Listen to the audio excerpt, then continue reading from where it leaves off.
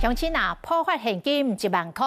今仔日是登记的第2天，是开放着身份证尾数2甲3的民众会当来登记。昨登记的第1天，有超过700万人来登记。各大百货公司看准这个趁钱点，拢推出着大优待。百货公司的周年庆开跑，民众卡手拢正紧，都惊会抢输别人。超发奖金赚最大，创造佳绩一份大。趁普发现金，所购伫周年庆推出着各项优惠，其中电饼卡如果一定的金额都有回报金会当趁，相关拢总有14%，后面就有更较侪量上钱会当开。是政府多给我们的，就谢谢。柴米油盐是比较平常家庭比较用到的，可以帮助我们减少一些负担吧。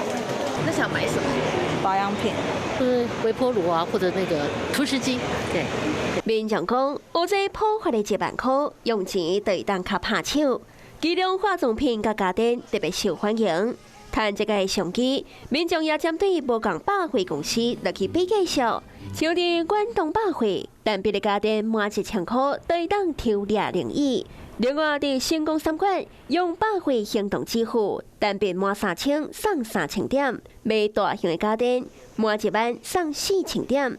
伫商品生活，单笔的消费满1万，都有机会抽美国豪华经济舱的机票。昨是普发登记的头1天，都有超过104万民众完成登记。今仔日是开放身份证甲居留证号码尾数2甲3人登记。业者也把握着这波普发现金的机会，推出各项优惠。Hello， 我是易景，想要抢先掌握最及时的新闻资讯吗？赶快订阅、按赞、开启小铃铛，锁定华视新闻的 YouTube 频道。